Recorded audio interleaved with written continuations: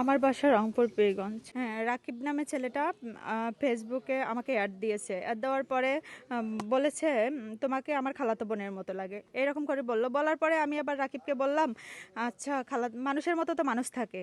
তারপরে এরকম করে বলছি, বলার পরে ও আমি বলছি, আপনি তো মনে হয় বিবাহিত। অনেক মানে ওকে বয়স বয়স দেখা গেছে। আমি বলছি, আপনি তো মনে হয় বিবাহিত। তা বলে কি, না আমি বিবাহিত না। পরে ওর আম্মুর সঙ্গে ভিডিও কলে আমাকে কথা বলাইলো। হ্যাঁ, সেই দিনেই ভিডিও, আমি তখন হসপিটালে জব করি। তারপরে আমাকে ভিডিও কলে কথা বলাইলো, আমি আবার কথা বললাম। বলার পরে আমি শেয়ার হলাম। পরে পরে আমি রাজি হয়েছি। বলছে আচ্ছা ঠিক আছে, আপনি যেহেতু ফ্যামিলির সাথে যোগাযোগ করাইছেন, তারপর আমি রাজি হয়েছি। হওয়ার পর সে আমার কাছে চলে গেল। যাওয়ার পর আমার সাথে ঘোরে, আমি ছবি উঠাতে চাইলেও আমাকে মানে তার ফোনে রাখে, আমার ফোনে কোনো কোনো ডকুমেন্টস সে রাখতে দেয় না। তারপর আমাকে বলে, আমার একটা ডাক্তার ফ্রেন্ড আছে, তার কাছে চলো।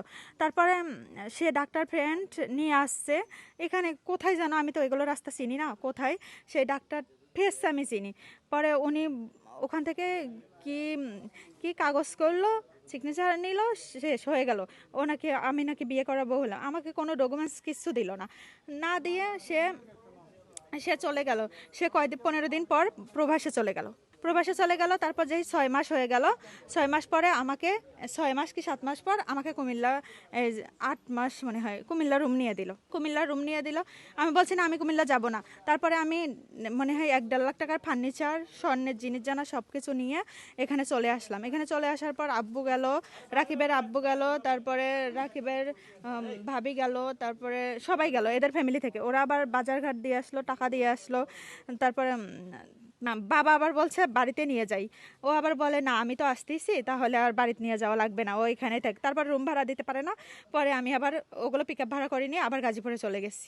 গাজীপুরে চলে গেছি, ওখানে ম্যানেজার আঙ্কেলের ফোন নম্বর নিয়ে ওখানে এত পরিমাণ অত্যাচার করেছে, এটা বলার মতো না। অধিকার খাটায়। তারপরে আমাকে কোথাও বাহিরে যাইতে দেয় না, রুমের মধ্যে থাকো। এখানে আসার সময় যখন আমি রেডি হই, তখন আমাকে বলে কি, আমার বাসায় আসবা না, তোমার মান সম্মান থাকবে না। আমি বললাম, কেন যাব না? তাহলে তুমি চলে আসো। কয়, হ্যাঁ আমি যাব, দেরি আছে আমার যাওয়া।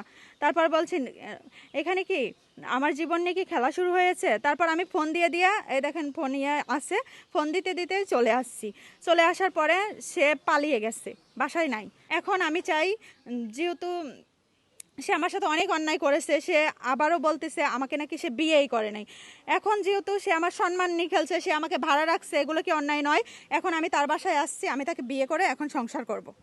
শেষ কথা। সে কলঙ্কের ডাক দিছে, আমি কেন তাকে ছাড়বো? যদি কোনো আমি ছেলে আয়োগ ছেলের বুঝাই, যদি সামাজিকভাবে যদি তারে ইয়া করা যায়, তাহলে আমি এটা বইয়ে সমাধান করাম। ধরো সবার কথা সত্য হইলে রাকিবদের বাড়িতে এর ভিতরে এখন সকালবেলা হয়েছে, সকালবেলা আমি আসছি, সাংবাদিক সাহেব তারাও আসছে। আসার পর আমি দেখলাম যে এখানে মেয়ের সাথে নাকি ছেলের একটা রিলেশন ছিল নাকি, এগুলো আমরা পারিবারিকভাবে চেষ্টা করতেছি যারা ইয়া করার জন্য, সলভ করার জন্য।